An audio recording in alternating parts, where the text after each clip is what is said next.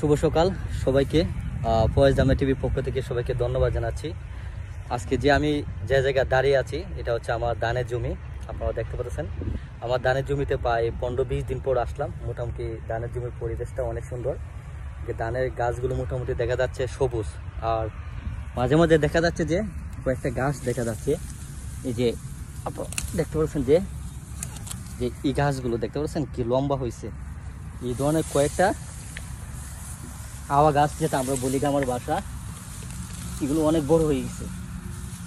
দেখতে পাচ্ছেন অনেক লং হয়ে গেছে। দেখছেন এগুলো আসলে আগাছা, দেখেন এগুলো কিন্তু ধানের চেয়ে বেশি উপরে উঠে যাবে, কারণ যখন আপনার জমিতে বল পাবে তখন কিন্তু এগুলো গাছ আপনার ধানের চেয়ে বেশি বল খেয়ে নিবে। তো এই জন্য এগুলো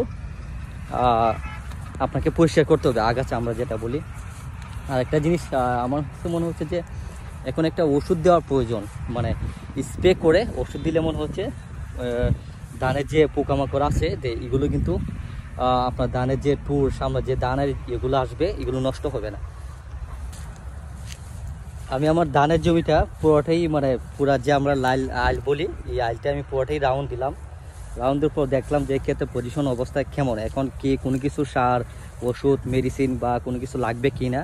তো মাঝে মাঝে আসতে হয়, কারণ আপনি দুজি একবার ক্ষেতে রোপণ করে দুজি দ্বিতীয়বার না আসেন তখন কিন্তু আপনি বুঝতে পারবেন না যে আপনার ক্ষেতের পজিশন কি অবস্থা আছে। আমার পাশে যে আপনারা দেখতে পাচ্ছেন এটা হচ্ছে আপনার একটা জমি। এই জমিটা মনে হচ্ছে যে আমরা বলি যে কি বলি বাসাবুক বলি না, যে বাসাবুকের জমির পজিশনটা মোটামুটি ভালো। তবে এবছর আমি একটা জিনিস মেসেজ দিতে চাচ্ছি, তো এবছর মোটামুটি বৃষ্টি হওয়াতে সঠিকভাবে মানুষ ক্ষেতে পরিচর্যা করার কারণে কিন্তু ক্ষেতে পজিশন আলহামদুলিল্লাহ মোটামুটি অনেক ভালো। তো এটা হচ্ছে আমাদের রতনপুরে বন্দের হাওয়ার থেকে ফসলের জমি থেকে আমি ফুটেজটা নেওয়া। তো এটা হচ্ছে আমার জমি।